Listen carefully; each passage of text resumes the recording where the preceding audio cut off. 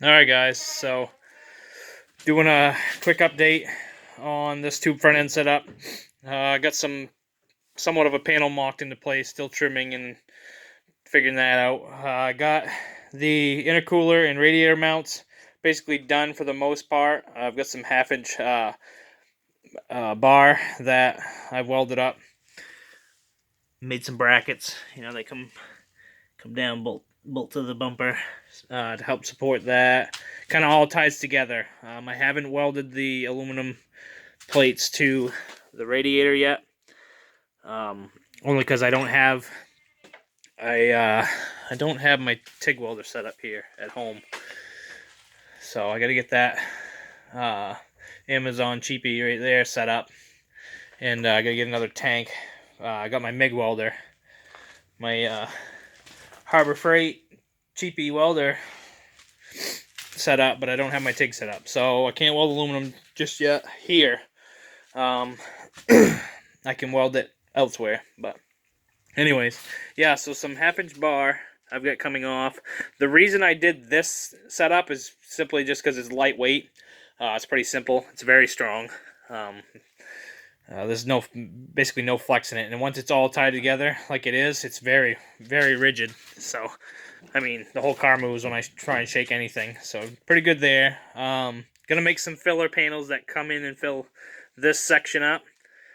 Roughly this area. Probably have one that goes the whole length. I don't know yet. Figure that out later once I get the side panels done. Like I said, kind of mocking that one into place. Might use that as a template, because it's the only piece of metal I got that was the right gauge that I wanted. Kind of got the shape down. Like I said, I might use that as a template. That might work out as I might weld it in, sand it down, paint that. I don't know yet. Obviously, don't have the motor out yet to do the firewall or anything like that, but hopefully we'll get that done soon. The only thing I have left to do is the bumper support, and I've got a piece there that I might use. And what I'm thinking about doing, instead of bending it and then bending it, putting 90s in to reach these points, come over and then tie into this point, I'm going to put a bend in it so it kind of follows the shape of the front bumper, and then have it kind of go past the frame rail, and then I'll come off the frame rail straight into it. And the way I'm going to do it is I have, let's see, hang on guys, I've got some pieces left over that slide in and out of each other. Okay, so I'm going to weld this bigger piece. I'm going to cut a section off that's long enough for this, that this will slide through, a little bit smaller than what I have here. And I'm going to weld the bigger end to the frame rail, and then this piece will be welded to the bumper support sliding through. I'm going to drill a hole through this and either bolt it or put quick release pins in it. So when I pull the front fascia off, I can just pull the pins or unbolt it and pull the bumper support off. So when I get ready to pull motor and trans all in one, it comes right out. That was the other reason I did these half bars instead of a full bar. One less thing I got to take off when I'm pulling the engine and trans for whatever reason. So kind of just quick and easy, lightweight, and different, basically. That's pretty much all the reasons why I did what I did. And like I said, I'm going to have some filler pieces come in, and you'll see it when it's done. It should look pretty good. The other thing I wanted to show you guys is that I built my own expansion tank for the radiator. I have my old one here. I want to show you what I had. Kind of one of those, yeah, right here. One of these plastic ones you get from like your auto parts store, They're lightweight, they don't weigh nothing, but they don't really have a good way to mount them. They've got like this little metal cage that they sit into. Some of you guys might have seen them. They're pretty, they work, but they're cheesy and they don't look good. So I went and got some flat sheets of aluminum, kind of, bigger than this, but a bunch of flat stock, cut it to shape, and welded up my can.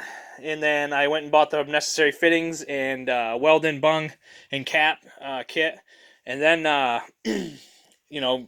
got it painted. And my wife has it's called a Silhouette. It's basically a vinyl cutter. It is a vinyl cutter. Cuts decals and whatnot. That's kind of how I got, it's not kind of, this is how I made these. Probably get sued from Harley or something for it, but You know, that's where those come from. Or just kidding, I bought those, right? Anyway, so next person to sue me will be Jack Daniels. So made that bad boy, tigged it together, the welds come out horrible. But I bought all the fittings, bought the drain, the inlet fitting and the overflow fitting and the cap. So I got that all done. You know, it's a pretty sweet little piece. Like I said, it didn't come out perfect by any means, but it'll do the trick, man. Gonna plan on mounting this bad boy somewhere in this region. So that's where that's gonna go. And that'll probably be my little conversation piece under the hood. If, you know, if that guy over there doesn't start one. This one sure will. But yeah, that's where we're at, guys. You know, still moving along slowly, but a lot of work to do. Like I said, we still got to do a wire talk. I mean, we're gonna smooth out this whole engine bay. We got to pull the motor and trans. You know, pull the radiator. I got to weld up the tabs. Weld up the tabs. So, and that's I don't know if you guys got a good shot of that. These tabs just bolt in. What I did was I welded a nut that's about the same 9/16 I think it was to the tube, and I'll grind all this smooth when I have it all apart and smooth it right out, paint it so it looks good. But yeah, that's where we're at. So keep watching, guys.